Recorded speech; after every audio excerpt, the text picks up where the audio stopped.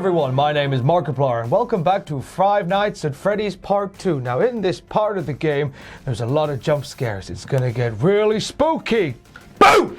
Oh my god! Internet reference, did you get that one? I got that one. Yes! Well Yes! Good start to the week, everybody. It's not really Markiplier, it's a Tom and an Adam flavoured boy. There he is, there's his face, and there's some news. We have the reason that the Fiend's Survivor Series plans have changed. An AEW star is rumoured to be part of Wrestle Kingdom. And we have a contract update on 2 WWE champions. We'll tell you more soon. How many licks does it take to get to the Yowie of a Wowie? Let's ask Mr. Owl. Who? 7. 7 is I think correct. I get that reference. Tootsie Pops. Yeah! Fiend news. Right, we've got the reason that the Fiend Survivor Series plans were changed. Now, we reported a few weeks ago that the original plan was to do Miz versus Fiend at Survivor Series. There was even a Miz TV segment featuring Bray Wyatt. It was going to be Miz TV with Bray Wyatt, and that was following the Saudi Arabia show, Crown Jewel. That's correct. However, because of all of the Saudi Arabia travel issues, that was sacked off, and we instead got just a crappy little NXT invasion. It was rubbish. No, it was great. So that didn't happen, and we didn't get to that. Well, no, because what seems to happen is in that week they just decided, you know what? Nah. Yes, so from right off. the Wrestling Observer radio show, he reinforced the idea that the original idea was indeed to do Fiend versus Miz. They were going to shoot that angle. It got messed up by Saudi Arabia, but then they just sort of sacked Miz off entirely from this. They really like. And to be honest with you, like the whole thing with the Fiend is that he is chasing up people that wronged Bray Wyatt in the past. I think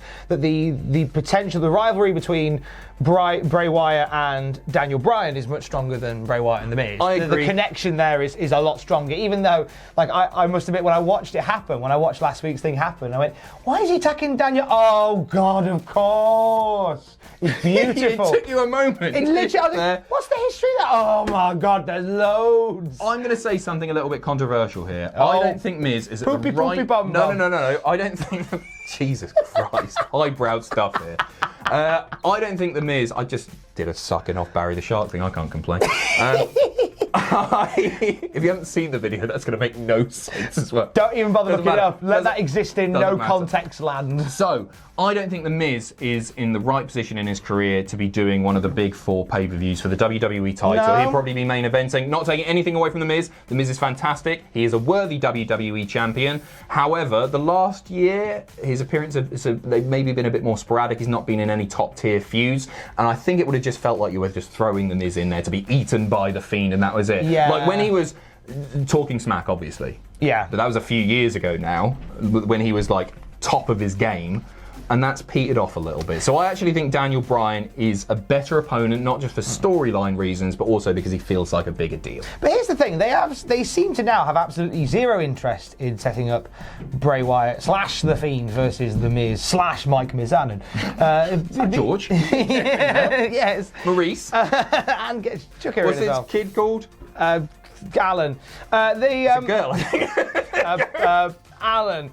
So the plan was not just at Survivor Series, but there was several matches in the books that was going to see Bray Wyatt versus The Miz. Yes, house shows, Starrcade, most notably. Yeah, well, the two most notable were Starrcade and the live event in San Jose. Yes, both of those Miz has been pulled from. Yes. So instead now we're going to get the main event at Starrcade, which airs as a 1-hour network special on the WWE Network. It's going to be the Fiend Bray Wyatt taking on Braun Strowman. Lots of history there, obviously. I really like that. I'm surprised they're getting to that now rather than building to that down the line. That's something you can do like with a nice bit of build as opposed to a one-shot. Yeah, I deal. agree. But also, yeah, there have been changes to that big San Jose WWE show. So now, instead of, it was going to be Rey Mysterio and, I almost said Tyson Fury then, Cain Velasquez. Tomato, I mean, guys. Tyson might get chucked in as well. No, he won't. However, that show in San Jose... Oh, that's changed about 100 times. Correct, yes. Right. So we've gone with... So it started off with... It was going to be Rey Mysterio teaming with Cain Velasquez against Drew McIntyre and Andrade. Yes. Nice match. No. Then they went, nah, Cain Velasquez, we saw what you did in Saudi Arabia. You're a bit poorly, out you come. Yes. Rey Mysterio and Humberto Carrillo. Oh, maybe not Drew and Andrade then. How about Luke Gallows and Carl Anderson instead? Sure. Okay, so now we've got Rey and Humberto Carrillo against Luke Gallows and Carl Anderson. No. Out comes Rey. Cain Velasquez is back in. And it's now Cain Velasquez and Humberto Carrillo versus Luke Gallows and Carl Anderson. The reason Rey Mysterio... What a mouthful. That's what I know. That's the reason. Now, the reason that Rey Mysterio is out of that match is because The Miz is out of his title match with The Fiend. And now the main event in San Jose is going to be The Fiend versus Rey Mysterio for the Universal Championship. Great. There you go. We're there. And Cain is back in things, which is really good news for Cain, as you say. Cain Velasquez, it was previously reported that he was going to undergo stem cell treatment. Then they thought that's not going to be enough. He needs surgery.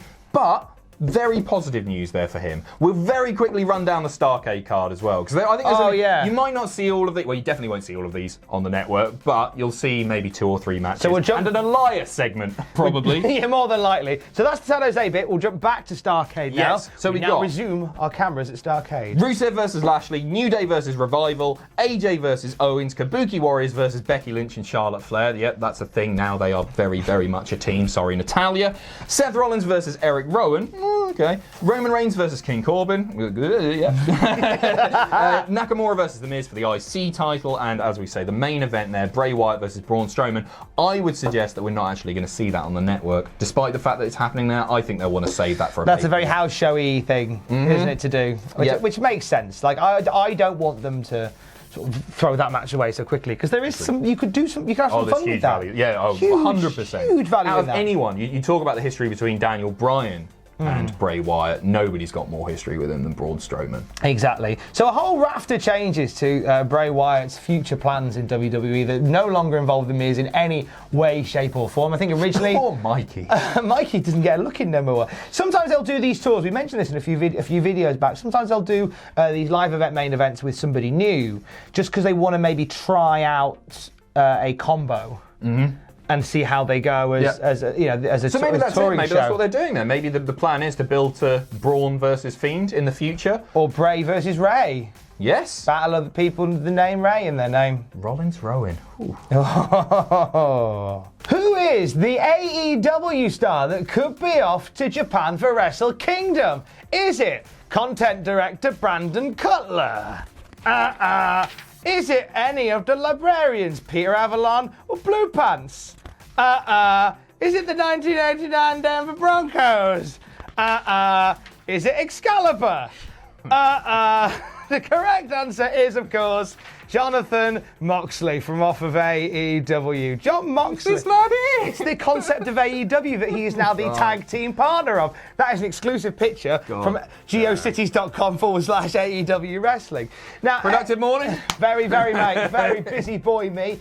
So John Moxley could be added to the card for Wrestle Kingdom, according to certain rumours. Adam Pachucci. That's right. Wrestling was over once again, with Meltzer saying it hasn't been announced, but the belief is John Moxley is going to be working the Tokyo Dome. From those in AEW, they believe that to be the case, but weren't 100% on it. Interesting again, I'm really fascinated by this whole New Japan AEW relationship, or lack thereof. So it's really fascinating when you hear this. Well, I feel like the Chris Jericho thing is a separate deal. Yes, and also my thinking maybe, like, John Moxley was the US champion there until the tornado kept him out of the country, and they're very precious about if you don't defend your championship, then you forfeit the championship. Yes. Like, there's been cases of wrestlers being like sick with the flu and having to forfeit the championship ahead of a major show. They're very on when it comes to the title lineage and respect to it. So that's why he's no longer the champion. That's why Lance Archer is the US champion. So it might suggest that not only is there like a good reason to have that match at Wrestle Kingdom weekend, there's legitimate beef, but also maybe John Moxley still basically owes a match to New Japan. Yeah, possibly. There is a bit of that, because he couldn't make that one title defence. I think that makes a lot of sense. Might just be a case of, let's fulfil all obligations with the New Japan before we do anything else. I'd like to see him do one more over there. Of course I bloody would. Of course I would. I think the card's shaping up to look great as well. I'm sad that his New Japan run was as short as it was. It doesn't feel like he was really, he had a lot of success there, almost immediately becoming a champion. But I feel like we barely scratched the surface with Jon Moxley in New Japan. Like, you can't complain too much because his work at AEW has been sensational. Yeah. He's great, and he feels like it's a second life, isn't it, for Jon Moxley after the Dean Ambrose wackiness and bollocks, basically. It's really refreshing to see, and he seems happy. That's it. That's the big thing. You can tell he's enjoying his craft once again. But he'd love a holiday to Japan. Of course he bloody would. Especially around January during busy Wrestle Kingdom weekend.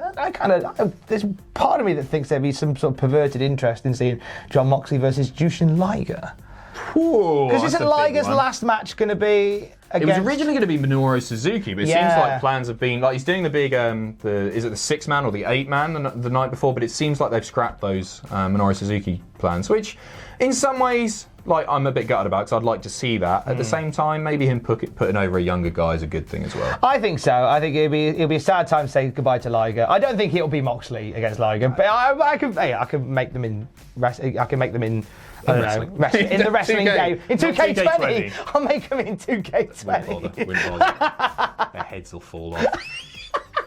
And finally, the WWE Women's Tag Team Champions are in the news today with regards to what comes at the end of their WWE contracts, Adam. Yes, this follows reports that Bushiroad, the parent company of New Japan and Stardom, are really interested in Kairi Sane and Io Shirai as well. Obviously, Kairi Sane, one half of the Kabuki Warriors, the Women's Tag Team Champions. So we'll start off with Kairi Sane, and it was reported by Dave Meltzer on the Observer radio show that he could see her leaving. So he says, I could see her leaving. I don't know that she's going to leave, but she's already expressed interest in exploring other options.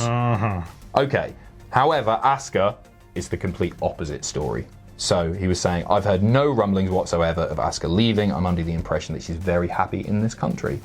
However, I don't know. Good for her if she's happy. I've been really frustrated by Asuka's booking on the main roster. I thought she was terrific in NXT. It all built up to the match with Charlotte at WrestleMania, and since then, I'm enjoying the tag stuff, actually. I am really enjoying the tag stuff. There was a concern when she joined, when she was sort of taken out of that and sort of put with a tag team with Kairi Sane, both very talented people. But you kind of go, is this not just a waste of two great singles wrestlers doing their own thing? I mean, I saw Asuka set up her own YouTube channel now, Kana-chan TV, which is wonderful. And it is the most wholesome YouTube channel one could possibly find. She does bits of cookery stuff. She went camping in her back garden. We've done cooking. We've done camping. What are you trying to say here? She did a thing where she spent 24 hours with an octopus on her head. I thought that was really good as well, really good. But there's part of me that went, I kind of wish that Asuka was so busy with wrestling bookings that she didn't have time to set up a YouTube channel. Yeah, there is that. There is like, come on. Like, but good for her. If she's happy, like, Nakamura is another guy who springs to mind. Coming from Japan, coming over to the US, he's doing his money work essentially now. He's earning lots and lots of money. I get the impression that maybe Asuka is doing the same. It wouldn't surprise me to see either of them back in Japan in 5 years' time, but why not get rich first and not wrestle as much? Asuka's happy, Nakamura's happy, Jon Moxley's happy. Do you know what? Can we all try and be happy this week? There's a moral for the week. Like, they're living their dream and they're being happy. Let's try and be happy this week. Sometimes in the face of adversity, always seek the light and always try and be happy. Let's try and be as happy as Moxley was when he threw Kenny Omega into a bed of barbed wire. Hey, thanks for watching. Don't forget to leave a comment in the comment section down below. You can support us on Patreon by going to patreon.com/Cultaholic. Lastly, don't forget to hit subscribe and join us.